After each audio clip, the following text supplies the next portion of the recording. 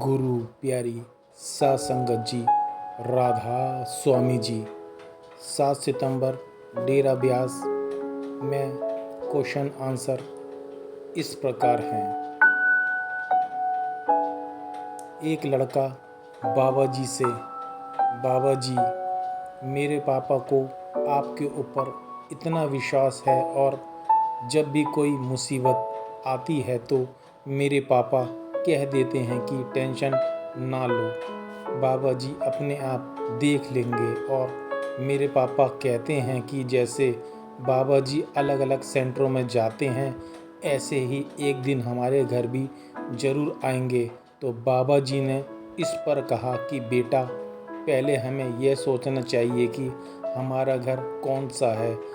हमें विचार करना चाहिए कि जिस जगह पर हम रहते हैं उसी को हम असल घर समझ के बैठे हैं। असल में तो हमारा कोई घर है ही नहीं। और जब आप मालिक पर विश्वास करोगे तो मालिक आपका साथ जरूर देगा। फिर एक बीवी बाबा जी से पूछने लगी कि बाबा जी मेरे बेटों का व्यापार आगे नहीं बढ़ रहा, जिस वजह से वो टेंशन और परेशान रहते हैं। बाबा जी ने समझाया कि बेटा आप चिंता ना करें और अपनी मेहनत करते चलें। मालिक के घर देर हो सकती है लेकिन अंधेर नहीं, कभी नहीं होती।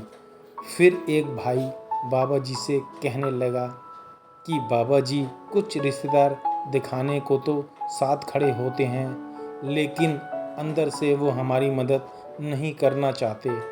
तो इस पर बाबा जी ने इस भाई को समझाया कि बेटा हमें किसी की परख नहीं करनी और ना ही किसी पर कोई उंगली उठानी है। जो जैसे जैसे करता है उसके अपने कर्म हैं। फिर यही भाई कहने लगा कि बाबा जी अपने मेहर बनाए रखना, मुझे सचखंड ले जाना। बाबा जी ने कहा कि बेटा लफ्ज़ों में जाहिर करते हुए हमें बहुत समय हो गया, लफ्ज़ों में कोई फ़ायदा नहीं होगा, हमें तो करनी में जाहिर करना है। फिर एक भाई बाबा जी से पूछने लगा बाबा जी क्या इस बार हमारा बेड़ा पार हो जाएगा। तो बाबा जी ने समझाया कि बेटा जब तक हम लफ्ज़ों में जाहिर करते रहेंगे तब तक तो बेड़ा पार नहीं होगा।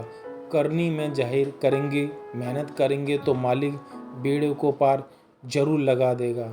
फिर एक लड़का बाबा जी से पूछने लगा कि बाबा जी जब हम अपने बुज़ुर्गों की सेवा करते हैं तो क्या ऐसा करने से हमारे कर्म कट जाते हैं और बुज़ुर्गों के कर्म बढ़ जाते हैं। तो बाबा जी ने समझाया बेटा ऐसा नहीं होता, सेवा करनी तो अच्छी बात है।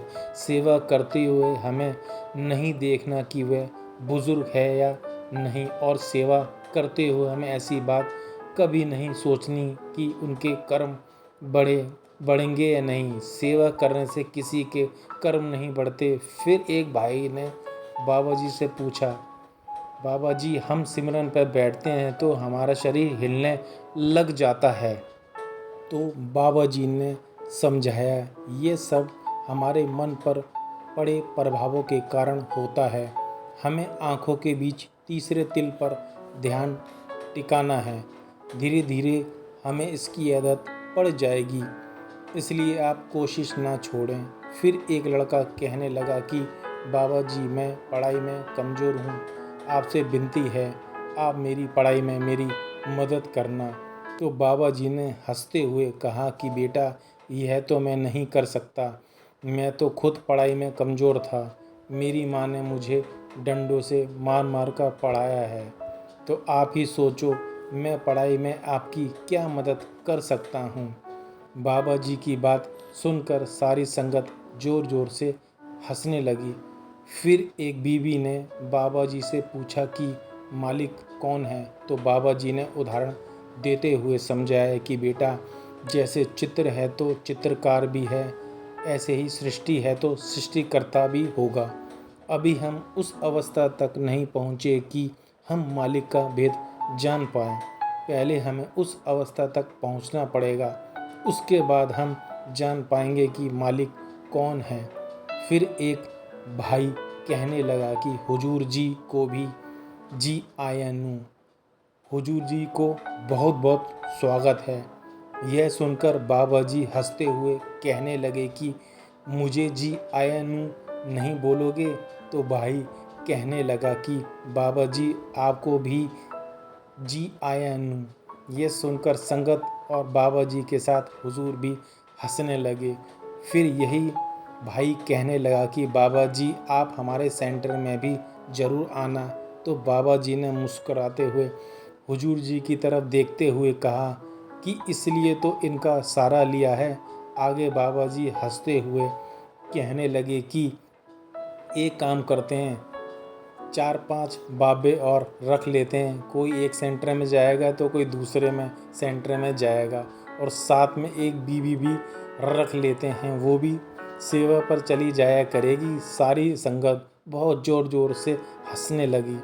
फिर एक भाई बाबा जी से कहने लगा कि बाबा जी जीवन में बहुत सारी गलतियाँ की हैं और आज बड़ा ही पछतावा होता है, आगे कैसे बढ़ा जाए। तो बाबा जी ने कहा कि बेटा गलतियों से सीखना चाहिए और आप मालिक पर विश्वास रखें, और जो पीछे हो गया उसको पीछे छोड़कर आगे बढ़ जाएं। मालिक के घर तो देर है अंधेर नहीं, बख्शिश ही बख्शिश है। फिर एक लड़की कहने लगी बाबा जी मेरा परिवार परमार्थ पर चलने की बहुत कोशिश करता है, लेकिन सबके अंदर ईगो भरी पड़ी है। तो बाबा जी ने लड़की को समझाया कि बेटा हमें अपनी फ़िक्र करनी है, हमें दूसरों पर उंगली नहीं उठानी और ना ही दूसरों की परख करनी है। फिर एक भाई बाबा जी से कहने लगा बाबा जी अगर आपकी परमिशन हो तो क्या हम हुजूर जी से भी बात कर सकते हैं? तो बाबा जी ने मुस्कुराते हुए कहा कि बेटा सारी उम्र पड़ी है, जितनी चाहे बातें कर लेना, इतनी क्या जल्दी है। फिर यही भाई कहने लगा कि बाबा जी हमें तो हुजूर जी की एक बार आवाज़ सुननी है। तो बाबा जी ने कहा कि बेटा पहले मेरी तो आवाज़ सुन लो। संगत फिर हंसने लगती है। फिर यही लड़की कहने लगी कि बाबा जी आज बहुत ही खूबसूरत दिख रहे हो। तो बाबा जी ने मुस्कुराते हुए कहा कि मतलब आज से पहले मैं सुंदर नहीं दिखता था? बाबा जी आगे कहने लगे कि आज मैं क्रीम लगा के आया हूँ, इसलिए सुंदर दिख रहा हूँ। यह सुनकर संगत फिर से हंसने लगती है। फिर एक लड़की बाबा जी से कहने लगी कि बाबा जी आपके दर्शन करके मुझे आज बहुत सुकून मिला है। आपसे एक विनती है, मेरी शादी होने वाली है, आप बस अपनी मेहर हमेशा बनाए रखना। तो बाबा जी ने हंसते हुए कहा कि तू यह क्यों नहीं करती कि मुझ पर इतनी बख्शिश करना कि मैं अपने पति को अपने नीचे दबा के रख सकूं। यह सुनकर संगत और हुजूर जी भी हंसने लगे। फिर यही लड़की कहने लगी बाबा जी आप मेरी शादी में आओगे?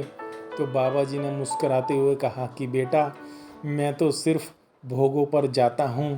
साथ संगत जी यह सवाल जवाब संगत के साथ बाबा जी ने शाम को किए थे, और बाबा जी बहुत ही खुश लग रहे थे और संगत को भी खूब हंसा रहे थे। तो संगत जी आशा करता हूँ कि बाबा जी के ये सवाल जवाब आपको अच्छे लगे होंगे, और इन सवाल जवाबों में से हम सभी को कुछ न कुछ सीखने को ज़रूर मिला होगा।